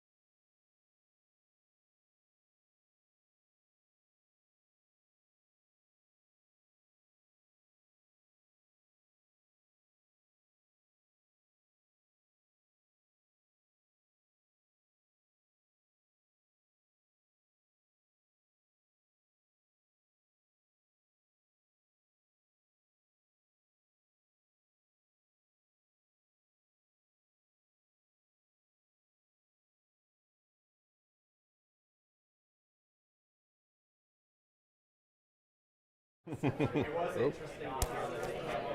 Hey everybody, welcome back to the semifinals of our Clash Ground in Charlotte for the ClashCon 2024 tournament.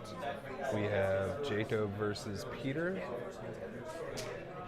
Peter playing Genesis, Jacob playing Kagan, fighting for that Kagan helmet as the champion prize, immediately playing a Flame Mace, getting the draw trigger.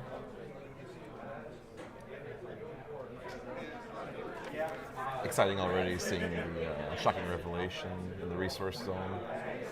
Yeah, we were noticing it's almost a rite of passage to make that your first resource as a Genesis player most of the day. Just let your opponent know what's coming.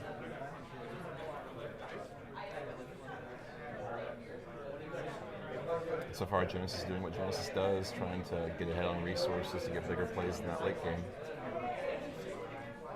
I'm sure Jacob has seen this matchup, has practiced this matchup, so going without ramp options into aggressive ramp options is very interesting. I think this is a fun match to spectate too, looking at Genesis trying to get that board state advantage, whereas the Kagan always playing the equipment, drawing and equipping, or drawing off the play. Like, you have the card advantage really sitting in the Kagan's corner. Looking at their deck lists, Peter is not running Resurging Fire, which is a very funny way of stealing a Oblivion helmet that some players have been attempting to do. Oh, absolutely. So that option is not in his pocket, it looks like, but both of them have a lot of stuff. So it seems like Peter's main deck, he has one Magnate's plan. Does he have two Magnate the Tyrants? So 3 options of dealing with immediate removal. Oh, we already have helmet in play. Oh yeah, turn 2. Exciting. Let's go. And then 2 more Tyrants in the sideboard along with 2 more plans. And we see that generally with green naturally. You always have the Magnet the Tyrant, usually main boards, as that optional win condition or removal package. Tyrant was such a crazy cool card. Great box topper. Hard to design around. Oh wow. All right, we have 3 pieces in 3 turns. This is a very, very good high pressure start for Kagan. Interestingly, Peter can choose to not be as aggressive, knocking Kagan's health level down early, to not allowing Kagan to fish in his discard pile as an option, but looks like he doesn't need that option. He is equipping the shield.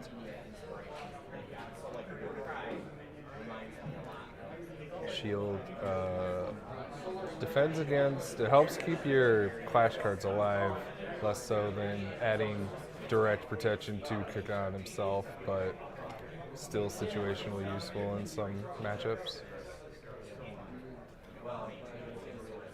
All right, going in aggressively for 4 damage.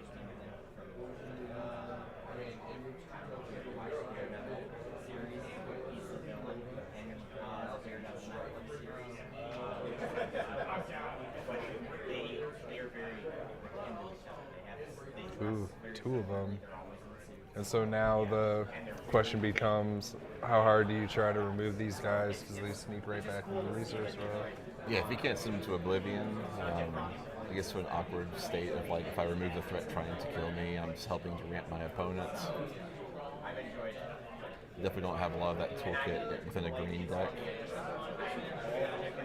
And we have all 4 pieces assembled on the board.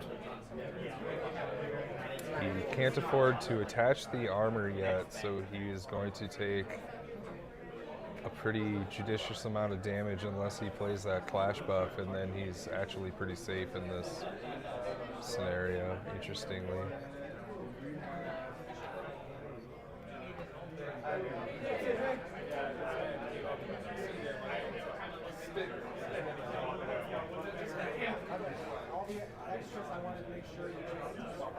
Peter already sitting on 6 resources. Looks like Jacob says it's good.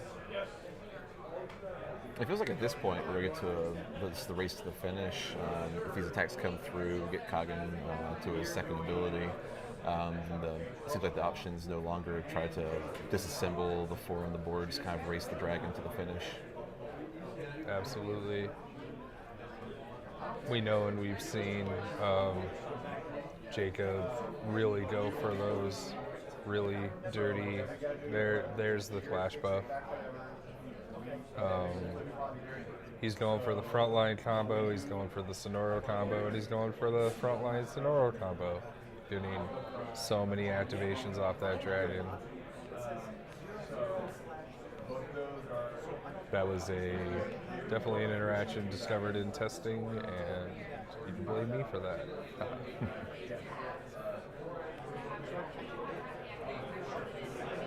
Watching Peter sit there and actually play the augmented reality, keep the Genesis alive, it does look like an aggressive race to the finish, just kind of beat the dragon. Yeah, augmented is one of the better counters to these re-ready strategies, for sure. Although we've seen in situations where a lot of damage could be prevented, players still can't not go for the card draw, which is super interesting. Oh, all right, wow. We got an Iron Creation. There's your 3rd Genesis for next turn.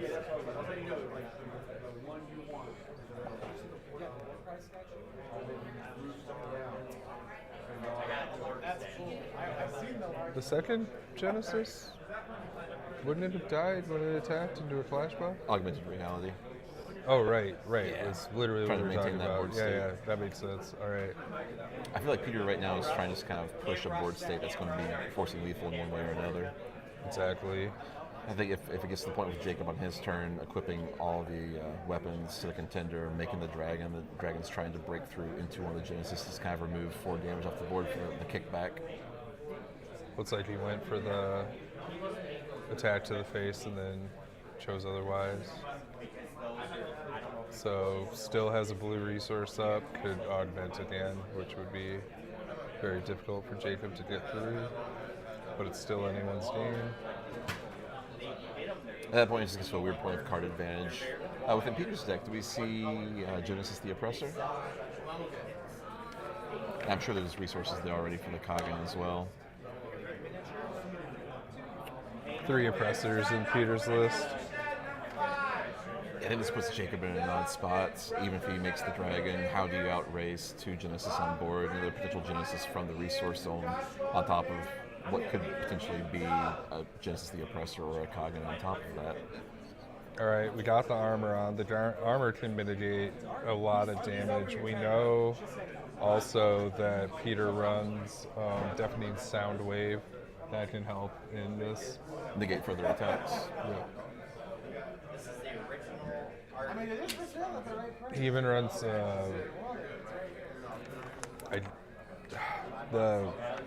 the banish under my weapon removal, which could get rid of these tricky Genesises. Genocide, however you want to say it.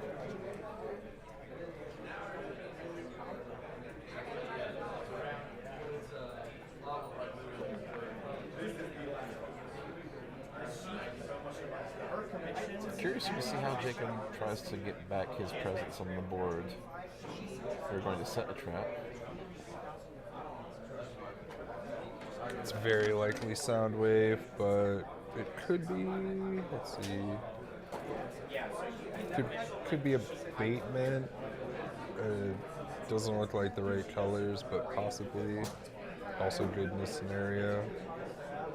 And I believe abatement is one white pip, and abatement was revealed off of the Dragon Heart, so it is a possibility. Sounds good. Man, this is one of the fastest Kagan armor accumulations we've seen, but you know, at the cost of more than half of his health pool.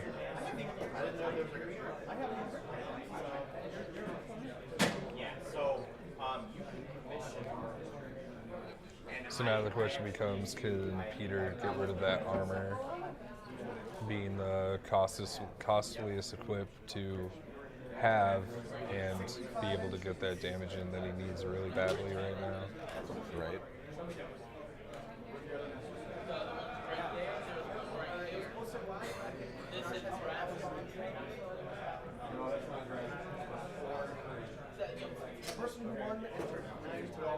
Peter reviewing the combination of Dragon Scale armor with Flame Shield.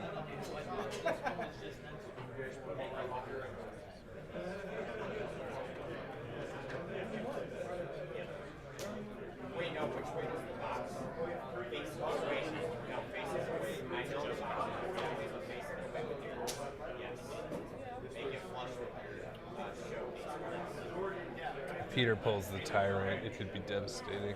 Oh, absolutely.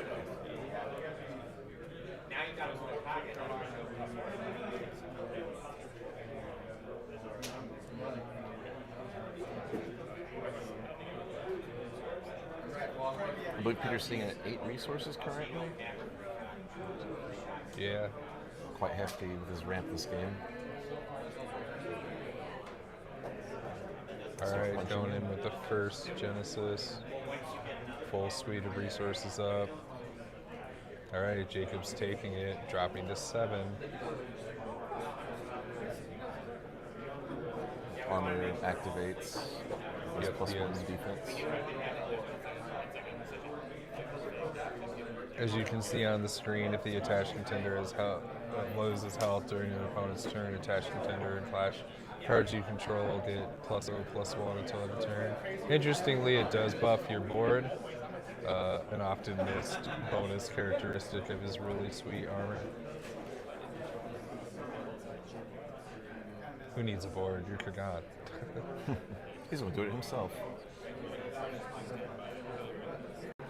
It's a fun trend you see in some of the green contenders. Is being more centralized towards the actual contender for the gameplay versus the board state. So one of my favorite things to see is what are the ratios of the equipment pieces that Kagan players choose. I've seen arguments that you go 4 of on the armor and less on the smaller ones. And Jacob's preferred array is he has 4 maces, 3 shields, and 3 armors, and of course the helmet. How many slots do you dedicate to try and find this? Oh, we have legendary Genesis coming in hot. And we'll see the abatement.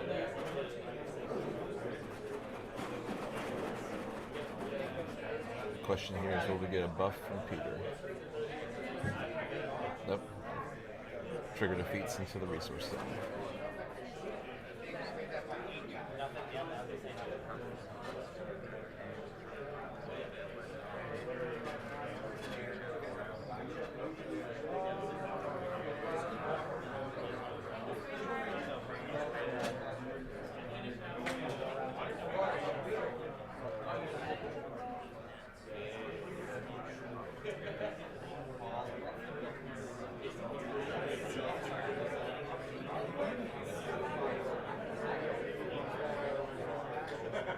Oh, portal was open. That's why Genesis stayed in play. We should have lost all abilities, but the portal's open.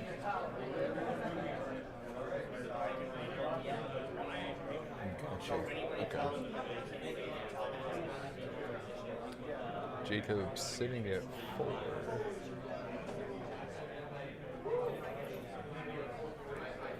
So he still retains being undisputed, can't be defeated on Clash on his turn.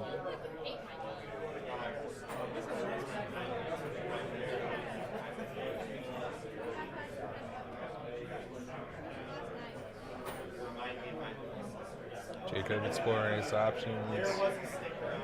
There's still more threats in Peter's resource row, so it's going to be a hard hole to dig out of here.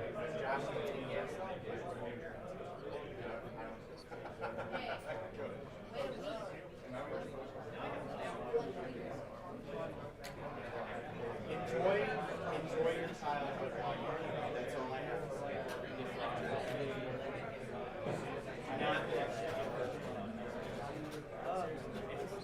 I like. Here's if there's anything I can say, we all as kids are like, oh my gosh, what you're playing an adult.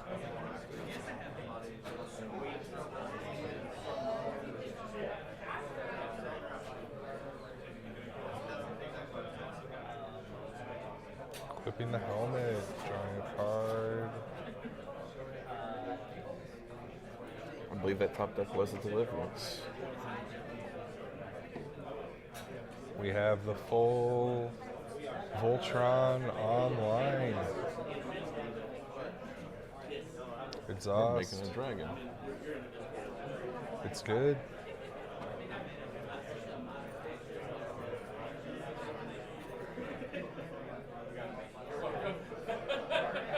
The Eternal Dragon is Going at face. yeah. Augmented reality. Diminish 2. Diminish 2. Hits for 8. -2 on the attack. Going for the front line. Ready. Swing again. That's one of your Another 8. personal favorites. Heck yeah. Very intentional in the abilities of this awesome character.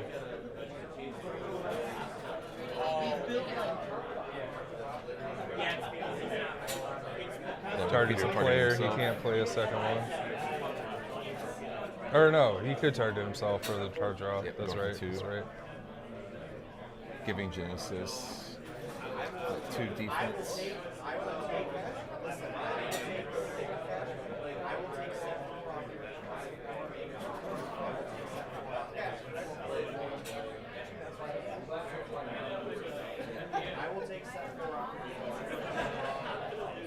And I think while Jacob is completely engaged in the resource zone, this might be it. All right, with the fist bump, they're going to go on to game 2. That was a really explosive start for Kagan, but that's the difficult decision you have to make trying to get set up that quickly. 2 of the 4-2 Genesis are hard to face down.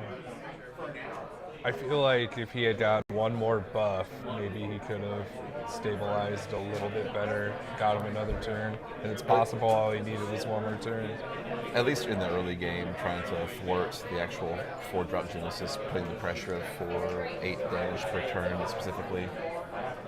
I think that's where you see that little trade-off between the Kagan versus the Genesis matchups. Genesis is wasting those first early turns trying to get ahead on the ramp, whereas Kagan's trying to drop the equipment to get the free cantrip card draws. So both are pretty stagnant and slow in the early game. They become more explosive to the mid to late game. Absolutely. Curious to see what kind of sideboard potential might be in place here. For sure. So, Jacob is running men control the situation, his own accessory removal, which I don't see is coming up much in here. Magnate the Tyrant, another accessory removal and fantastic combo with Frontline. Based on the sideboard, personally, I think my favorite thing that Jacob has with him is the Plague Bearer's Embrace. If it gets to the point where the Genesis is losing card advantage in the hand and just playing out of the resource zone, worst case scenario, those cards that would be being replayed, the 4-drop Genesis or the legendary 5-drop Genesis, then at that point, you're just forcing it into oblivion.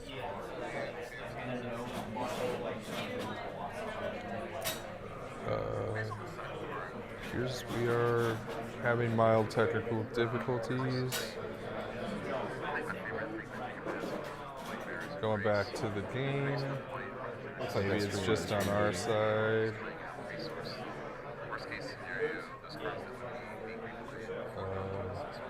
I'm hearing it myself.